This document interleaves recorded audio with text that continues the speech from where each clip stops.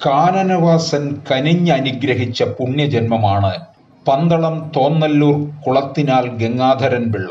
ശബരീശന്റെ തിരുവാഭരണങ്ങൾ അടങ്ങിയ പേടകം ചുമക്കാൻ ഭാഗ്യം കിട്ടിയ ഭക്തൻ. നീണ്ട 70 വർഷമായി ഗംഗാധരൻ പിള്ളയാണ് ഈ ദൗത്യം നിർവഹിക്കുന്നത്. ഗംഗാധരൻ പിള്ള 51 ദിവസത്തെ കഠിന വ്രതം നോക്കി തിരുവാഭരണം ശിരസിലേറ്റാൻ ധനുമാസം 28 രാവിലെ വലിയ കോയിക്കൽ ശാസ്താക്ഷേത്രത്തിലെത്തി ദർശനം നടത്തി അനുഗ്രഹം തേടും. ദീപാരാധനയ്ക്ക് ശേഷം പൂജിച്ച ഉടവാൾ തമ്പുരാൻ രാജപ്രതിനിധിക്ക് കൈമാറുന്നതോടെ ശരണം വിളിച്ച് തിരുവാഭരണങ്ങൾ ശിരസിലേറ്റും. മാനത്ത് വട്ടമിട്ട് പറക്കുന്ന കൃഷ്ണപ്പരുന്തിനെ സാക്ഷിയാക്കിയാണ് തിരുവാഭരണ ഘോഷയാത്ര നീങ്ങുന്നത്. തിരുവാഭരണ പേടകം ശിരസിലേറ്റിക്കഴിഞ്ഞാൽ ദിവ്യശക്തിയാണ് തങ്ങളെ നിയന്ത്രിക്കുന്നതെന്ന് ഗംഗാധരൻ പിള്ള പറയുന്നു.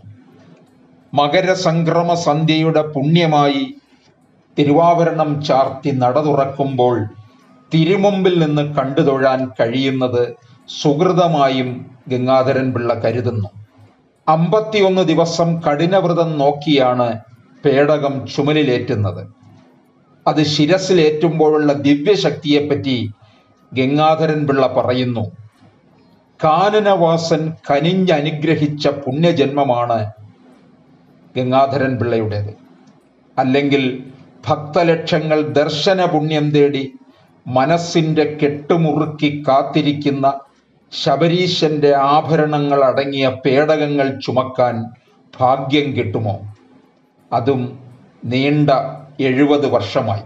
മണ്ണിലും വിണ്ണിലും നിറഞ്ഞ ശരണഘോഷങ്ങളുടെ ഭക്തിപ്രകർഷത്തിൽ പന്തളം കൊട്ടാരത്തിൽ നിന്നും സന്നിധാനം വരെ പേടകം ചുമന്നെത്തിക്കുന്നത് ഗംഗാധരൻ പിള്ളയും സംഘവുമാണ്.